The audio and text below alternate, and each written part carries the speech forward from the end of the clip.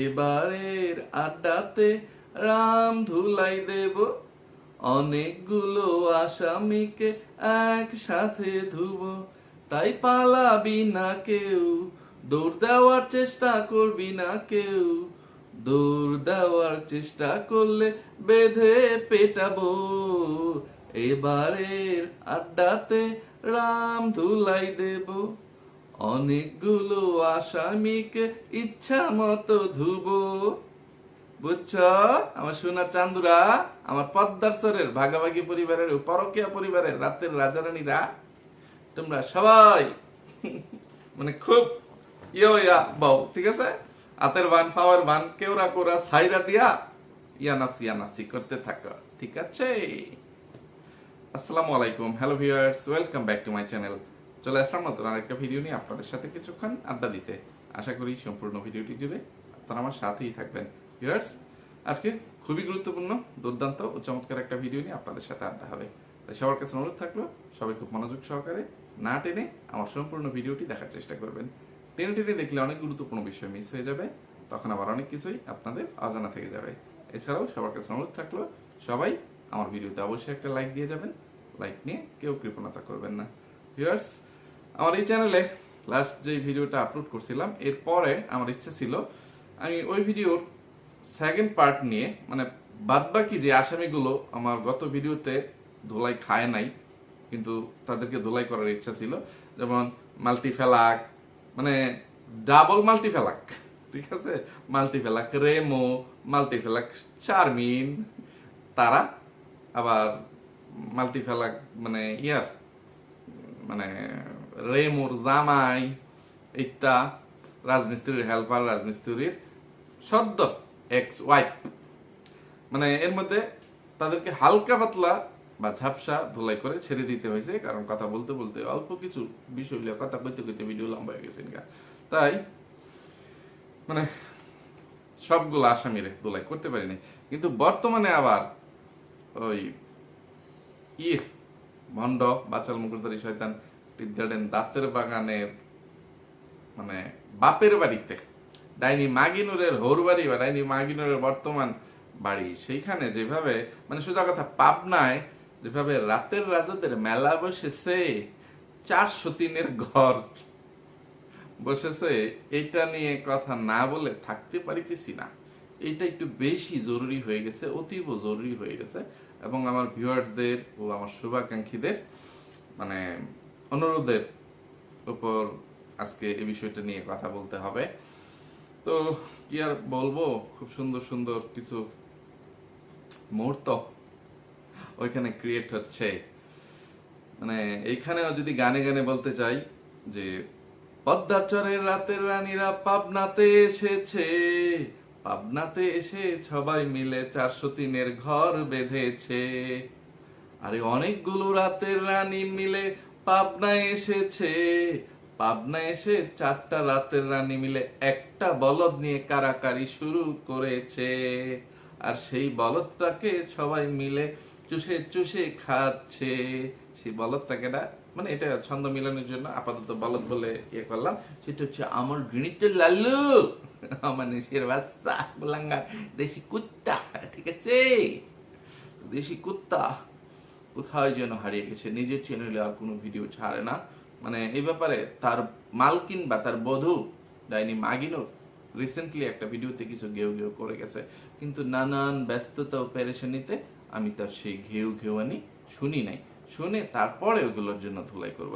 এর আগে মানে যে বর্তমানে যে ট্রেন্ডিং বিষয়টা আছে, এক হচ্ছে তারু মণ্ডলের পোলার জন্মদিন, আর হচ্ছে পরকীয়া রানী সাগিনুরের যে পালিত ছেলে বা স্বামী, শ্রদ্ধেয় স্বামী, ওই রোহিঙ্গার বাচ্চা পরকীয়া রাজা আরেকটা হাঙ্গা করেছে। সবাই নাকি সেই হাঙ্গার প্রমাণ পেয়েছে, ঠিক আছে? তো পরকীয়া রানী সাগিনুর তার সতীনকে রেখে, মানে তার পালিত ছেলে বা জামাইকে রেখে সতীনের কাছে সে চলে আসছে ইয়েতে। আর এখানে একটু একটা কমেন্টের উপর ভিত্তি করে আমি একটু ধুলাই করি, কারণ একটা ভিডিওতে সোজা কথা আমি যখন ধুলাই করি কথা বলি মানে অনেক চিন্তা ভাবনা করে বা অনেক কিছু মাথায় নিয়ে আপনাদের সাথে আড্ডা দিতে আসি, কিন্তু কথা বলতে বলতে এক কথার পৃষ্ঠে আরেকটা কথা মনে পড়ে, তখন আবার আরেকটা কথা ভুলেও যাই। ঠিক আছে, এই জন্য অনেক বিষয় নিয়ে ধোলাই করা হয়ে ওঠে না। তো আমার একজন প্রিয় শুভাকাঙ্ক্ষী, আমার প্রিয় এমডি মহসিন ভাই খুবই গুরুত্বপূর্ণ ও দুর্দান্ত চমৎকার একটা কমেন্ট করছেন আমার গতকালকের ভিডিওতে। সেই কমেন্টটা পড়ে শোনাচ্ছি, তারপরে পরকের রানী সাগিনুরকে আমি এখানে তোলাই করতেছি। আপনারা খুব মনোযোগ সহকারে কমেন্টের সবগুলো অংশ একটু দেখবেন। ভাই, আপনি ইউটিউবে আসার পরে এবং এখনো মাঝে মাঝে কিছু ফেরেশতারা এই চ্যানেলে আসেন। ওনাদের বক্তব্য হচ্ছে আপনি যদি আপনার মেয়েকে ভালোবাসতেন তাহলে আপনি সাবিনার সাথে সংসার করতেন। ওই সমস্ত ফেরেশতাদের আজকে খুব মিস করছি। কান্নার একটা স্টিকার। ওই সকল ফেরেশতাদের পেলে জিজ্ঞেস করতাম, পরকিয়া করা একটি জঘন্যতম অপরাধ। ইসলামের দৃষ্টিতে স্বামী অথবা স্ত্রী যদি পরকীয়ার সম্পর্কে লিপ্ত হয় তাহলে স্বামী এবং স্ত্রী একে অপরের জন্য হারাম হয়ে যাবেন। মানে ওনাদের মাঝে পূর্বের মতো স্বামী স্ত্রী সম্পর্ক রাখা নিষেধ। কিবরিয়া ভাই, পরকীয়া করার অপরাধে সাবিনাকে তালাক দিয়েছিল, কিন্তু সাবিনা এখন এইসব কি বলছে? প্রশ্নবোধক চিহ্ন। ইসলাম এবং রাষ্ট্রীয় আইন যেখানে পুরুষদের একাধিক স্ত্রী রাখাকে বৈধ ঘোষণা করেছেন, সেখানে আরিফ আরেকটা বিয়ে করলে সাবিনা কেন আরিফকে তালাক দেওয়ার হুমকি দিচ্ছে? প্রশ্নবোধক চিহ্ন এবং আশ্চর্যবোধক চিহ্ন। Point to be noted my viewers. Sabina কেন সন্তান এবং সংসারের দিকে তাকিয়ে আরিফের দ্বিতীয় বিবাহকে মানতে পারবে না? প্রশ্ন। তার উপরে আবার আরিফ সাবিনার তৃতীয় স্বামী। সাবিনার তো উচিত আরিফকে আরো 2টা বিবাহ করার অনুমতি দেওয়া। চিন্তাযুক্ত একটা স্টিকার। এখানে একটা কমেন্টের মধ্যে মানে অনেকগুলো প্রশ্নও আছে, আবার অনেকগুলো উত্তরও আছে।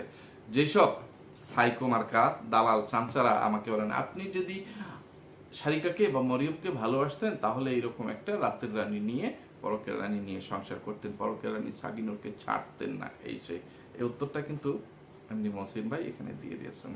ঠিক আছে, আরেকটা কথা উনি বলছেন যে পরকিয়া করলে কোনো স্বামী বা স্ত্রী যদি তার সঙ্গীর সাথে একজন আরেকজন প্রতারণা করে অন্যত্র মানে পরকিয়ায় লিপ্ত হয় তাহলে একজন স্বামী বা স্ত্রী একজন আরেকজনের জন্য হারাম হয়ে যান। তো এটা তো আছেই, এর বাইরে বিবাহিত কোন পুরুষ বা মহিলার পরকীয়ার শাস্তি ইসলামী শরীয়ত অনুযায়ী হচ্ছে একদম মানে দৌড়া মারা। আর মানে দৌড়া কিভাবে মারে? একদম কোমর পর্যন্ত বা গলা পর্যন্ত মাটির নিচে তাকে গেড়ে বা পুঁতে পাথর নিক্ষেপ করে মৃত্যুর আগ পর্যন্ত মানে পাথর নিক্ষেপ করতে থাকা। এটা হচ্ছে জেনার শাস্তি, পরকীয়ার শাস্তি। তো সেই অপরাধটা ওই পরকীয়ার রানী সাগিনুর করছে আমার সংসারে থেকে। সে করছে বিবাহিত অবস্থায় বা বিবাহিতা থাকতে, সে একটা পরপুরুষের সাথে পরকীয়া লিপ্ত হয়েছে। তাই তার শাস্তি মৃত্যুর আগ পর্যন্ত তাকে পাথর মারা। আর ওই রোহিঙ্গার বাচ্চা লম্পট পরকীয়ার রাজার শাস্তি হইতো 100টা পাথর মারা। 100টা পাথর খেয়ে সে যদি বেঁচে থাকতে পারত তাহলে সে বেঁচে যাইতো, আর যদি মরে যায় তাহলে তো শেষই। এটা ছিল ইসলামিক শাস্তি। কিন্তু এই যে নানান ইয়ের কারণে আজকাল মানে বিশ্বের বিভিন্ন দেশে এই শাস্তিটা এখন আর নাই। ইসলামিক নিয়ম কানুন পালন করা হয় না। মানে বেশ কিছু মুসলিম কান্ট্রিতে মানে অন্যরকম ভাবে শাস্তি দেওয়া হয়, ওইগুলো ওইখানে আর উল্লেখ করলাম না। ঠিক আছে, তবে উনি আরো একটা যে গুরুত্বপূর্ণ বিষয় ইয়ে করছেন, সেখানে আরো কিছু প্রশ্ন সাথে আমি অ্যাড করে দেই বা কিছু যুক্তি আমি এখানে উপস্থাপন করি। এই যে উনি বললেন যে পরকের রানী সাগিনুর কেন তৃতীয় হাঙ্গুইটা হয়েও তার স্বামীর ওই রোহিঙ্গার বাচ্চা পরকের রাজার দ্বিতীয় বিয়েটা মেনে নিচ্ছে না। তো এটা তো একজন মহিলার জন্য, নারীর জন্য খুবই মানে গুনাহমূলক একটা কাজ। মানে কোনো নারী বা মহিলা যদি ইসলামের বা আল্লাহর এই বিধানকে মানে অস্বীকার করেন, এটাকে অপছন্দ করেন, ঘৃণা করেন, তাহলে সে গুনাহগার হবে। কারণ মুসলমানদের 4 বিয়ে করা মানে এটা সুন্নত, এটা নিয়ম আছে, এটা বৈধ। কিন্তু তাই বলে মানে এটা যেহেতু নবীর হাদিস থেকে আসছে বা মানে আল্লাহর থেকে অনুমতি আসছে, এখন এই নিয়মটা বা এই বৈধ বিষয়টাকে যদি অনেক মহিলারা হিংসা থেকে থেকে অপছন্দ করে, ঘৃণা করে, তাহলে ওই যে এটা নিয়েও আছে যে তাদের জন্য কি শাস্তি। সোজা কথা, আল্লাহর কোনো বিধানকে ঘৃণা করা যাবে না, অপছন্দ করা যাবে না। আর মহিলাদের ক্ষেত্রে তো ইসলাম ধর্মে স্বামীকে ডিভোর্স দেওয়ার কোনো রকম কোনো মানে নিয়ম নাই। স্বামীর কাছে ডিভোর্স চাইতেও পারবে না, এই অধিকারটুকু নারীদের নাই। আমার আজকের এই কথাগুলোতে অনেক মহিলারা, নারীবাদী পুরুষরাও মানে একটু করতে পারেন যে আপনি তো পুরো মানে পুরুষতান্ত্রিক কথাবার্তা বলতেছেন, মানে পুরুষদের পক্ষে কথা বলতেছেন। আমি এখানে পুরুষ বা নারী কাউকে ছোট করে বড় করে কোনো কথা বলতেছি না। মানে ইসলামে যে নিয়ম কানুন গুলো আছে শুধু সেইটুকুই আমি এখানে তুলে ধরার চেষ্টা করতেছি। নারীদেরকে আল্লাহ তাআলা অন্যভাবে সম্মানিত করছেন। নারীদেরকে কি কারণে একসাথে 2টা 3টা 4টা স্বামী রাখার অধিকার দেন নাই, এখন ওই বিষয়ে যদি আমি এখানে যুক্তি তর্ক উপস্থাপন করতে চাই তাহলে ভিডিও অনেক লম্বা হয়ে যাবে। মানে আমার আসামিদের অন্যায় অপরাধের বর্ণনা দিয়ে তাদেরকে ধোলাই করতে পারবো না। তো এটা আপনারাও খুব, যাদের একটু জ্ঞান বুদ্ধি আছে, আপনারা জানেন যে একজন নারীর পক্ষে একাধিক স্বামী রেখে সেটা মেনটেন করা মানে সম্ভবই না। সিম্পল একটা বিষয় করেন যে একটা নারী যদি 2টা পুরুষের সাথে মিলিত হয়, এখন একটা নারী একবারে একটা বাচ্চা জন্ম দিতে পারবে 1 বছরে, তাই করে মানে টুইন্স যাদের হয় এটি সেটা হচ্ছে অন্য ব্যাপার, সেটা সোজা কথা একজন পুরুষ দ্বারাই টুইন্সও হয়। কিন্তু এখন মানে বুঝিয়েও দিচ্ছি সোজা কথা যে 2টা পুরুষের সাথে যদি তারা মিলিত হয় তখন কোন পুরুষ বাবা হইল, মা তো একজনই হবে, কোন পুরুষ কোন স্বামী বাবা হইল এটার কি কোনো করতে পারবে, যাচাই বাছাই করতে পারবে? এখন না বর্তমানে বিজ্ঞান মানে অনেক উন্নত হয়েছে, চিকিৎসা অনেক উন্নত হয়েছে, প্রযুক্তি বের হয়েছে, এখন ডিএনএ টেস্ট করে নানান করে করা যায়। কিন্তু অতীতে কি এগুলোর কোনো ব্যবস্থা ছিল? বা ভবিষ্যতে যতই বিজ্ঞানী হোক, বাবা তো একজন হবে, স্বামী 4টা থাকুক আর 5টা থাকুক 10টা থাকুক 2টা থাকুক। তো সোজা কথা নারীদেরকে ওই সুযোগটা দেওয়া যায় না। আমি যেই কথাই ছিলাম যে সোজা কথা ইসলাম নারীদেরকে তার স্বামীকে ডিভোর্স দেওয়ার অধিকার বা ক্ষমতাও দেয় নাই। সেইখানে এই পরকীয়ার রানী সাগিনর তার স্বামীকে 2য় বিয়ে করলে ছেড়ে দেওয়ার একটা হুমকি দিয়ে রাখছে। এখানে শুধু পরকীয়ার রানী সাগিনরের ক্ষেত্রে না, যে সবার ক্ষেত্রে এই জিনিসটা প্রযোজ্য। সরকার যতই এখন নারীদেরকে দেখ যে কোনো একটা সংসার তার পছন্দ হচ্ছে না, ভালো লাগতেছে না, অত্যাচারিত হচ্ছে, হচ্ছে, তখন পারিবারিক ভাবে মানে ওই নারীর বা মহিলার গার্জিয়ানরা, অভিভাবকরা তখন বিচার সালিশের মাধ্যমে একটা সিদ্ধান্তে আসতে পারে যে বাবা তুমি যদি আমার মেয়েরে না খাওয়াইতে পারো, বা আমার বাতিজিরে, আমার বাগিনীরে, বা আমার বোন রে, আমার অমুকরে তমুকরে ছেড়ে দাও। এটা ওই পুরুষরা বলবে। নারী ডিভোর্স চাইতেও পারে না পুরুষের কাছে যে তুমি আমাকে তালাক দাও, তুমি আমাকে ডিভোর্স দাও। এটাও ইসলামে নিষিদ্ধ আছে। কিছু কিছু ক্ষেত্রে গিয়ে নারীরা পুরুষের শ্বশুর বাড়ি মানে পুরুষের বাপের বাড়িতে করতে পারে। যে স্বামী যদি নিখোঁজ থাকে, মানে পুরুষ ব্যক্তিটা তার যে স্বামী সে যদি নিখোঁজ থাকে, সে যদি মানসিক রোগী থাকে, তখন গিয়ে সে ডিভোর্স চাইতে পারে। ঠিক আছে? তো সেটাও মানে ওই স্বামীর পরিবারের মানুষজন করবে বা স্বামী করবে যে কতদিন পর্যন্ত বা কত বছর পর্যন্ত একজন পুরুষ নিখোঁজ থাকলে, স্ত্রীর কোনো খোঁজ খবর না নিলে, তখন সে নিজে তার স্বামীকে ডিভোর্স দিতে পারে। এমন একটা নিয়ম কানুন ইসলামে আছে। কিন্তু এইরকম পরিস্থিতিতে তো পরকীয়া রানী সাগিনর নাই, বা বাংলাদেশের বর্তমানে অনেক মহিলারাই থাকে না। এরপরেও মানে সরকারি ভাবে মানে যায় ঝামেলা ঝগড়াঝাটি ফ্যাসাদ কমানোর জন্য সরকার একটা নিয়ম করে দিয়েছে যে মহিলারা চাইলেও ডিভোর্স দিতে পারবে। তাই বলে কি সবকিছুতে মানে সরকারি নিয়মে কি ইসলাম চলে? চলে না। ঠিক আছে?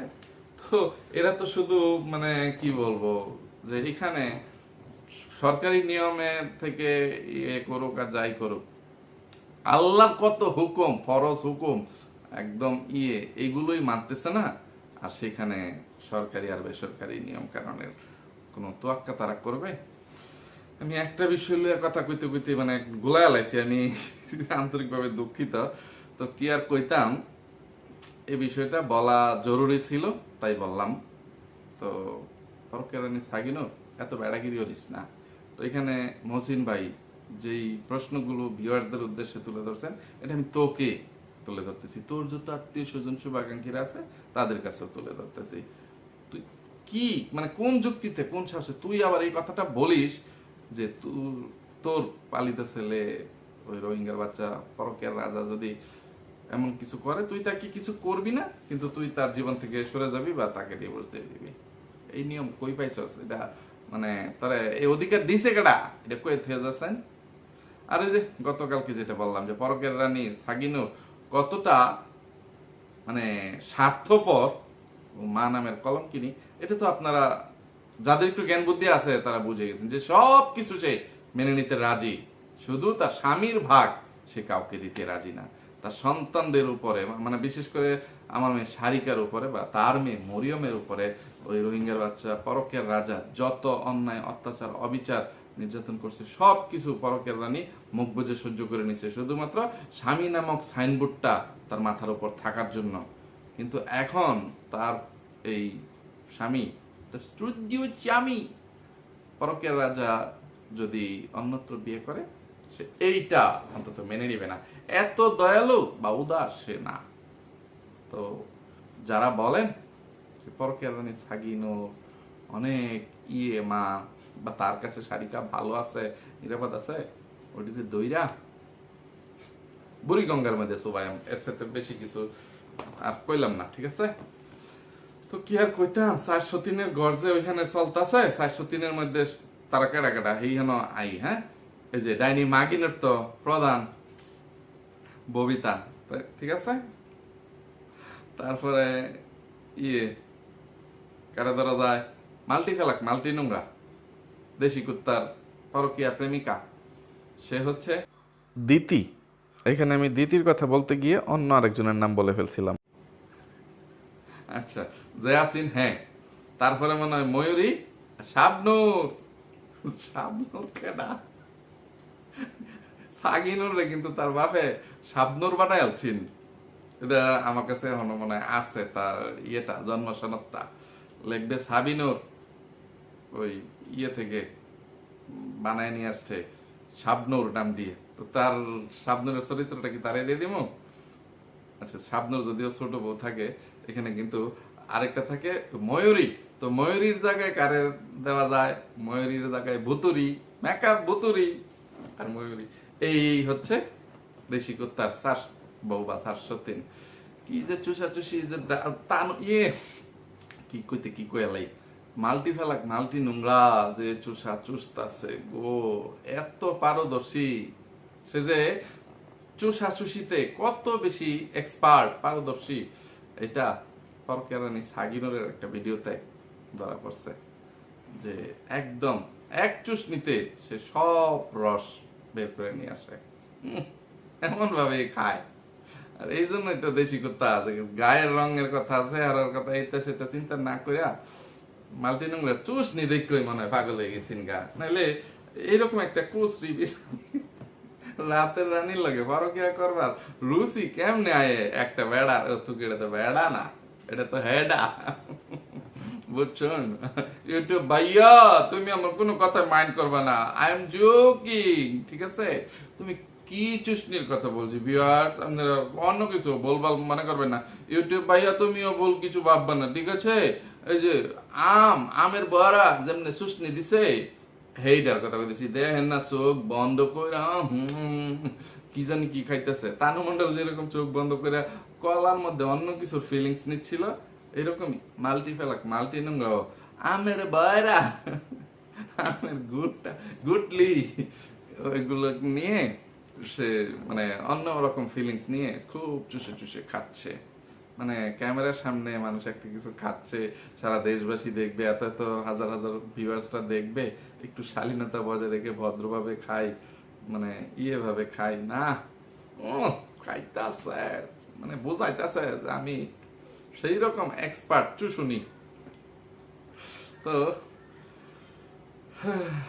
এই দুটা একটু কথা কইতে কইতে ভিডিও লম্বা গেছে। এই যে একটু ইয়া দিয়ে ভাই, এই সেফা হুট কি ফকিন্নির বাচ্চা, সেফা হুট কি, তোর অনেক দিন ধরে কিছু কই না রে, তুই যা শুরু করছস তোর ঝালের লগে, বা মানে তুই কোনটা বুঝা, মানে তোরে কেউ কিছু কোক আর না কোক, তুই মানে সব কিছু মানে নাক গলাস কেলিকা, আর সব তীরে দোলাই করি কেলিকা করছেন দেখি, শুধুমাত্র সবাই আমার সন্তান, আমার মেয়ে সারিকার সাথে অন্যায় অবিচার করার জন্য সারিকাকে ব্যবহার করে, নিজেরা মানে সিঁড়ি হিসাবে সারিকাকে ব্যবহার করে উপরে ওঠার চেষ্টা করার জন্য, আর তারা সেটা করেও আসছে। আর তুই তো সবচেয়ে বেশি করছিস, মানে তোর শুরুই হয়েছে প্রথম দিকে প্রত্যেকটা ভিডিওতে খালি সারিকা সারিকা সারিকা বা মরিয়ম মরিয়ম মরিয়ম। এই যে তুই গতকালকে ইয়েতে গেছিস, তোর শ্বশুর শাশুড়ির সাথে পাবনায় আসছিস, তোর ননদের মানে নাতনির বা নাতির ইয়া খাইতে, জন্মদিন খাইতে, সোজা কথা তানু মণ্ডলের ফুলার জন্মদিন খাইতে। তো সেইগুলো টাইটেল থাম্বনেলে দিবি, এটা সেটা ইয়ে করে নিজের চেহারা, তোর কুচ্ছিত চেপামিক্ষা চেহারা, ফুটকির চেহারাটা দেখাবি।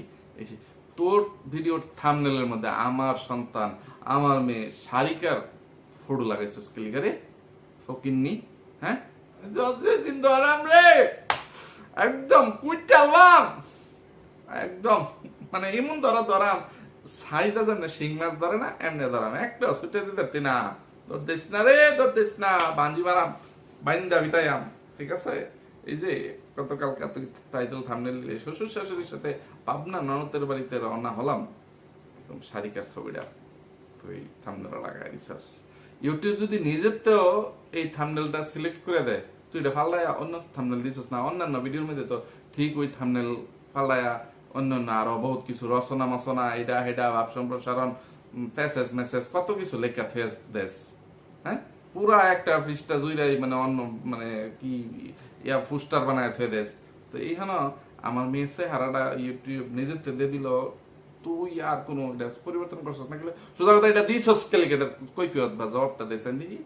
তোর তো বাচ্চা কাচ্চা আছে হেতানের ছবি দেখ হইনিস রাতের রানী সেফা মুখ্যা, সেফার বাচ্চা সেফা, ডাইনি মাগিনুর তুমি আছো, তোমাকে কি আর বলবো, তুমি কতটা কোলাঙ্গার সন্তান, কি আর বলবো।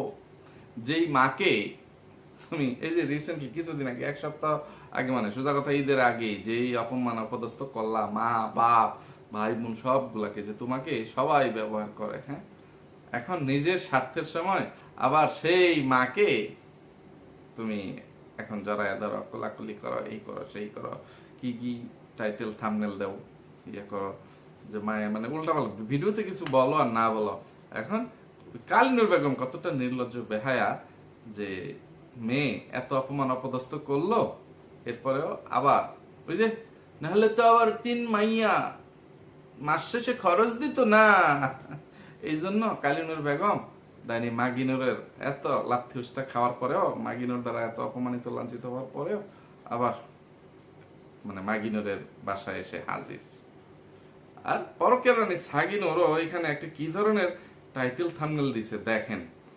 পরকের রানী সাগিনুর আজকে একটা ভিডিও আপলোড করছে, সেখানে থাম্বনেলে লিখছে, সত্যি কথা শুনতে এখন আমারও খারাপ লাগে না। সত্যি তুই যে অন্যায় অপরাধগুলো করিস এইগুলো শুনতে খারাপ লাগবে কেন, আর মানে ইয়ে খাইতে খাইতে অভ্যাস হয়ে গেছে, এই জন্য তোর খারাপ লাগে না, ঠিক আছে। তুই তো ধরা খাস, মানে সবাই অস্বীকার করার সুযোগ পায় বা মানে একটা অজুহাত এটা সেটা পায়, কিন্তু তুই তো ওই যে কয় না যে খাইছে দাড়িওয়ালা বাইজা বসে মশলা, বা বাইজা বসে কি জানি খাইছে মশলা বাইজা বসে দাড়িওয়ালা, এইরকম আছে তোর ব্যাপারটা, যে তুই কোন একটা অন্যায় করে এটা গোপন রাখতে পারিস না, তুই মানে বলদের মতো ইয়ের মতো মানে তোর এটা সব প্রকাশ হয়ে যায়, আর এই জন্য তুই ধরাও খাস। আর তোর লইয়া তো কয়েকটা ভিডিও কয়েকটা চ্যানেল থেকে আপলোড হয়ে গেছে যে তোরে তোর বাপের বাড়ির কেউ সহ্য করতে পারে না, কেউ তোরে দেখতে পারে না, দুই চোখে কেউ সহ্য করতে পারে না, এটা লয়ে কথাবার্তা হয়েছে, তো লয়ে আরেকদিন ইয়া করাম না, মাল্টিপ্লাক মাল্টি নোংরাও মানে সে তোরে নিয়ে এই ধরনের টাইটেল থাম্বনেল দিয়া ভিডিও বানায় আছে। তো তুই এই থাম্বনেল দিয়া হেরা টাইটেল কি দিছস, আমার বড় বোন যেটা বলে সত্যিই বলে, পাবলিক দাওয়াত দিছে, ও দাওয়াত দিতে হবে কেন, আসতে বলছে চলে আসছে। মানে তোর বড় বোন ডাইনি মাগিনোর যাহা বলে তাহা নাকি সত্যিই বলে। এটা কোনো হাসা কথা?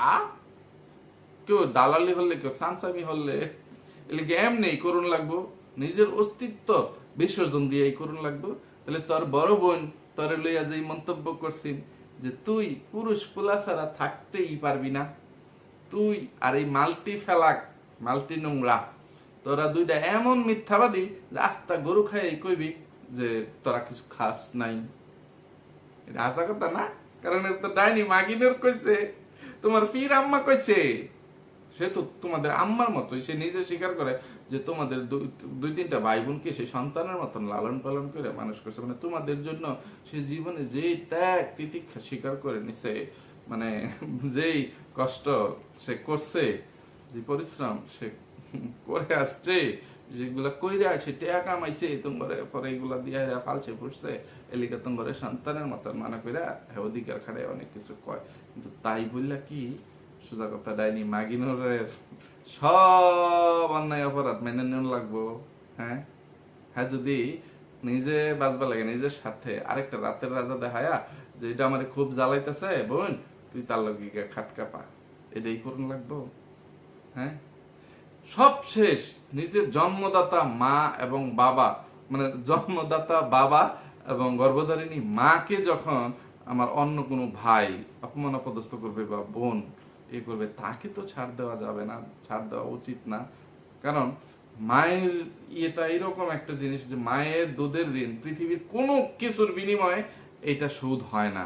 গায়ের চামড়া দিয়ে জুতা বানাইয়া দিলেও মায়ের ঋণ শোধ হয় না, মায়ের দুধের ঋণ ই হয় না। কবরের প্রথম চাপটাই আসবে মায়ের বুকের দুধের জন্য। আর সেখানে তোমার মাকে তোমার বড় বোন এইভাবে অপমান অপদস্থ করলো, এরপরেও তোমার বড় বোন যাহা বলে তাহাই ঠিক। ধিক্কার জানাই তোমাদের মতন রাতের রানী মার্কা বোনকে, কালনাগিনীকে, নারী নামের কলঙ্কিনীকে, মা নামের কলঙ্কিনীকে, সন্তান নামের মানে নিকৃষ্ট অমানুষদেরকে, কুলাঙ্গারদেরকে, বুঝছো? কথা কইতে কইতে ভিডিও অনেক লম্বা হয়ে গেছে। ডাইনি মাগিনুরে হালকা পাতলা কিছু কইয়া আর তার দুলাইডা আমি ইয়া হরবার চাই না। ডাইনি মাগিনুরে আর তার মাইয়া তানুমন্ডল যেহেতু দুলাই করতাছি না, আজকে করতামই না, আজকে ছাই হই দেই তাগরে সময় লইয়া দুলাই করাম। হ্যাঁ, তানুমন্ডল রে লইয়া, তার যে পুচকে মেয়ে তাবি আছে তার লইয়া, নিজের লইয়া অনেক গলাবাজি চাপাবাজি করে গেছে, অনেক মিথ্যাচারিতা করে গেছে। তোমার বড় বোন ডাইনি মাগিনেও যা কয় এটাই ঠিক, এটাই হাসা কথা। আমি একদম তোমার চোখের মধ্যে গুতা মাইরা পরে ডাইনি মাগিনুরের চিটারি বাটপারি গুলা, তার মিথ্যাচারিতা গুলা মানে দরায়া দেন না। হ্যাঁ, সামনের ভিডিও পর্যন্ত অপেক্ষা করো। হ্যাঁ না, আমার মেয়েটার প্রতি একটু খেয়াল রাখো। হ্যাঁ, একটা মানে পাগলিও মানে বা জন্তু জানোয়ারও নিজের সন্তানকে আগলে রাখার চেষ্টা করে। আর তুমি কতটা নিকৃষ্ট জঘন্য মা যে নিজের সন্তানের প্রতি কোনো দায়িত্ব পালন করো না, টেক কেয়ার করো না। ছি ছি ছি ছি ছি, কি কইতাম রে সাগিনোর হাতিনোর। যা আরেকদিনই কইব না, এখন বেশি কিছু কইবার গেলে আমার বেরেন্ট অ্যাডাক্স হয়ে যাবো গা, বুঝছাস? কুটনামি মুন্ডামি যাই করস না করস, আমার সন্তান শারিকের দিকে খেয়াল রাখিস। তো এটাই হইতেছে আমার ফাইনাল কথা, তারপরে লাস্ট ওয়ার্নিং। তো আজকে আনতেই তো করে ছেড়ে দিলাম। তো সবটি মানে আগামী দোলাই লাগিয়া মানে তৈরি হয়ে থাক আর ইয়ানাফসি করতে থাক, ঠিক আছে? এত দোলাই যে করলাম কিন্তু মলম দিলাম না, তোমরা কি রাগ করলা? না, রাগ করি না, ঠিক আছে? তো ভিউয়ার্স, কেমন লাগলো আমার দোলাইটা অবশ্যই কমেন্টের মাধ্যমে জানাবেন। আর যারা আমার এই চ্যানেলে নতুন, যারা এখনো পর্যন্ত আমার এই চ্যানেলটি সাবস্ক্রাইব করেননি, তাদের কাছে অনুরোধ থাকলো তারা আমার এই চ্যানেলটি সাবস্ক্রাইব করে দিয়ে পাশে থেকে ছোট্ট বেল আইকনটি বাজিয়ে দিয়ে অল নোটিফিকেশন চালু করে দিবেন, তাহলে আমি ভিডিও ছাড়ার সাথে সাথে আপনাদের কাছে নোটিফিকেশন পৌঁছে যাবে। তো সবাই আমার জন্য, আমার পরিবারের জন্য, আমার দুটো সোনামণির জন্য মন থেকে দোয়া করবেন। আল্লাহ হাফেজ, আসসালামু আলাইকুম।